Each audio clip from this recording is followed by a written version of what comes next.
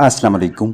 हमें अपने परिंदों पे हमलावर होने वाली ND और H9 बीमारियों की रोकथाम के सिलसिले में मुख्तलिफ इकदाम का बखूबी इल्म होना चाहिए, क्योंकि परहेज़ एक बेहतरीन हिकमत अमली है, बजाय इसके कि बीमारी हमला कर दे और फिर इलाज मुआवजा पे अखराजात किए जाएँ। बाकायदगी से खुड्डू पिंजरों की सफाई, कूत बश घरेलू ग़िज़ा और ताज़ा पानी की वक्फे वक्फे से फराहमी के साथ साथ बीमारियों से बचाव की खातिर सस्ते दामों मैसर होने वाली लाइव वैक्सीन्स को भी इस्तेमाल में लाएं। और अगर बर्ड्स कुछ ज़्यादा तादाद में हैं तो टीका की सूरत में भी परिंदों का मुदाफ़ती निज़ाम मजबूत रखकर बीमारियों को कंट्रोल में रखें। पोल्ट्री बर्ड्स को H9 और रानीखेत जैसी बीमारियों से महफूज रखने के लिए इस ND-H9 वैक्सीन के ज़बरदस्त नताइज हैं।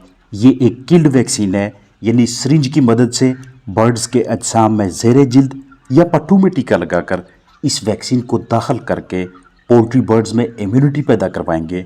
अमूमन 9वें से 10वें हफ्ते के बर्ड्स को इस किल्ड वैक्सीन का शॉट दिया जाता है और इसकी मिकदार 0.3 cc होगी, यानी एक परिंदे के लिए 0.3 ml डोज रखेंगे।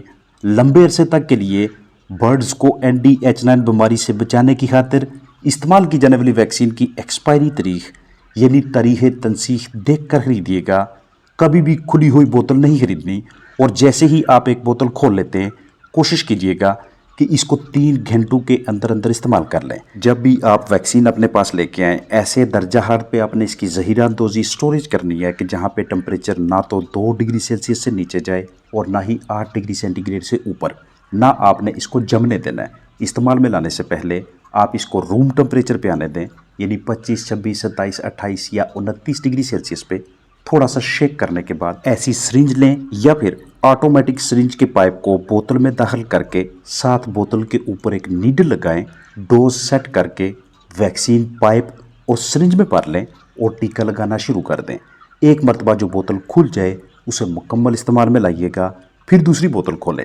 अगर परिंदों की तादाद कम है तो बाकी बची वैक्सीन या तो ज़ाया कर दें या फिर करीबी किसी दूसरे पोल्ट्री फार्मर भाई को दे दें।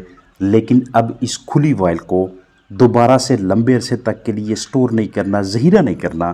टीका लगाने से 3 दिन पहले और 3 दिन बाद, इस दौरानिया में आपने चिकन्स को मज़ीद किसी किस्म का तनाव, किसी किस्म का स्ट्रेस नहीं देना, वगरना डिजीज़ आउटब्रेक हो सकती है, यानी कि बर्ड्स में बीमारी आ सकती है। ND यानी कि रानीखेत, एवियन इन्फ्लुएंजा, H9 जैसे अमराज का शिकार परिंदे जितनी ज़्यादा देर तक बीमारी की हालत में रहेंगे उतने ही मज़ीद जरासीम पैथोजेंस इन मुतासरा बर्ड्स पे हमला करते रहेंगे और उनकी जिस्मानी हालत पहले से ज़्यादा ख़राब होती रहेगी।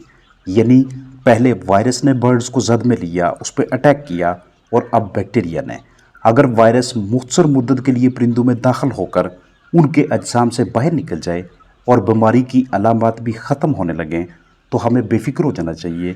लेकिन अगर सूरत हाल तशवीशनाक होती जाए तो बर्ड की मदद करनी चाहिए, ताकि उसके जिस्म में, बॉडी में इतनी ताकत, एनर्जी मौजूद रहे कि वो ख़ुद को ज़िंदा रखने के लिए मज़ामत कर सके।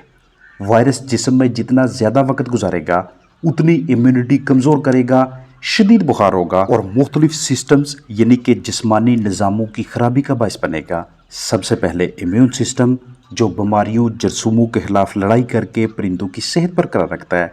फिर निज़ाम इंहज़ाम, निज़ाम तनफ़ुस, निज़ाम तौलीद और निज़ाम अखराज। दिन ब दिन कमज़ोर होते हुए मुदाफ़ती निज़ाम यानी इम्यून सिस्टम को किसी हद तक मुस्तकिम रखने के लिए, सपोर्ट करने के लिए इम्यून बूस्टर, मल्टीविटामिन्स वगैरह को इस्तेमाल में लाइएगा। बुखार से राहत दिलवाने के लिए बुखार का सिरप और बैक्टीरिया के लिए एंटीबायोटिक का कोर्स करवाएं। किसी भी वजह से बर्ड्स के अजसाम में एक से ज़्यादा सिस्टम्स ख़राब हो जाएं तो उस सूरत में एंटीबायोटिक्स का कोर्स लाजम हो जाता है। ऐसे हालात में दीगर एंटीबायोटिक्स के अलावा एमॉक्सिसिलिन और कोलिस्टिन दवाओं के अमेज़ा का भी अच्छा रिजल्ट देखा गया है, यानी हाजमा की खराबी, सांस के मसाइल, अंडू से बच्चों की कम शरह और निज़ाम अखराज की खराबी के सिलसिले में एमॉक्सी कोलिस्टिन एंटीबायोटिक 1 ग्राम 2 लीटर पीने के पानी में रोज़ाना 8 घंटे और लगातार 5 दिनों के लिए इस्तेमाल करवाइएगा। ये एक बड़े पैमाने पे काम करने वाली एंटीबायोटिक्स का मरकब है जो आपको छोटी पैकिंग में भी आसानी से मैसर हो जाता है, क्योंकि हमें ये भी इल्म होना चाहिए कि कोई भी बर्ड या कोई भी फ्लाक ND-H9 जैसे अमराज की जद में तब ही आएगा जब उसके जिस्म के अंदर पहले से ही इकोलाई या दूसरे मोज़र बैक्टीरिया वगैरह मौजूद होंगे, या फिर वो परिंदे कि जिन्हें हमने वैक्सीन ना करवाई हो نہ ہی لائیو ویکسین اور نہ کلڈ ویکسین، یا ایسا ماحول جہاں گرمی یا سردی یا تو بہت زیادہ ہو یا بہت کم ہو، یعنی کہ جتنی ہمارے برڈز کو ریکوائرڈ ہے چاہیے اس کے عین مطابق ہم نے انہیں وہ والا انوائرمنٹ نہیں دیا ہو، نمی بہت کم ہو یا پھر حد سے تجاوز کر جائے۔ آپ جیسے ہی ND یا H9 جیسے امراض میں مبتلا برڈ کو دیکھیں، سب سے پہلے اپنی جراثیم کشی کر کے اس کو ہینڈل کرے، پکڑے، اسے دیگر نارمل پرندوں سے علیحدہ کر دے اور ایسے ماحول میں رکھیں کہ جہاں نارمل سے 1 سے 1.5 سے 2 ڈگری سیلسیس زیادہ درجہ حرارت فراہم کیا جا سکے، یعنی کوئی نہ کوئی ہیٹ کا سورس ہو، حرارت کا ذریعہ ہو۔ پہلے جہاں برڈ موجود تھا ادھر اگر ٹمپریچر 27 سے 28 ڈگری سیلسیس تھا تو اب اس متاثرہ برڈ کو 29 سے 30 ڈگری سینٹی گریڈ ٹمپریچر مہیا کیا جائے۔ پہلا پانی بنائیں جس میں بخار سے نجات والا سرپ اور مینٹوفن یا برومیکزن یا وینٹولن مکس کریں، یعنی کہ ان تینوں میں سے کوئی ایک بخار کا سرپ اور اس کے ساتھ دوسرا برونکو ڈائلیٹر جو ریشہ کو باہر نکالے۔ دوسرے پانی میں لائزوویٹ یا امیونٹی میں اضافہ کروانے کے لیے کو مرکب ٹونک استعمال میں لائیں، اور تیسرے پانی میں ایموکسیسلین یا ڈاکسیسائکلین یا پھر پہلے آپ کے ساتھ جو اینٹی بایوٹکس شیئر کی ہیں انہیں اوپر لکھی ڈوز کے مطابق مکس کریں اور متاثرہ برڈ کے سامنے رکھ دیں۔ اگر آپ کو چوتھا پانی بنانا پڑے تو اس میں سوڈیم سیلیسائلیٹ 1 گرام فی لیٹر پانی کے حساب سے استعمال کروائیں۔ اسی روٹین کو لگاتار 4 سے 5 دن جاری رکھیں اور اس دوران نمی 65% سے نیچے نہیں آنی چاہیے، اور نہ ہی متاثرہ پرندے کو آپ نے مزید کسی تناؤ میں آنے دینا ہے، کیونکہ پہلے سے ہی وائرس کی وجہ سے برڈ شدید سٹریس میں ہے۔ اب اس ساری ٹریٹمنٹ اور ضروری اقدامات کا اس وائرس کے خاتمہ کے ساتھ کوئی تعلق نہیں ہے، یہ صرف امدادی دیکھ بھال یعنی سپورٹیو ٹریٹمنٹ ہے جسے ہم اپنے برڈ کو مزید نڈھال اور لاغر ہونے سے بچانے کے لیے استعمال کریں گے۔ وائرس چند دنوں سے لے کر ہفتوں تک اور چند ہفتوں سے لے کر مہینوں تک برڈز میں رہتا ہے، اسی لیے بیماری کی شدت کا دار و مدار ان عوامل پہ بھی ہوتا ہے کہ ہمارے برڈ کا امیون سٹیٹس کیسا ہے۔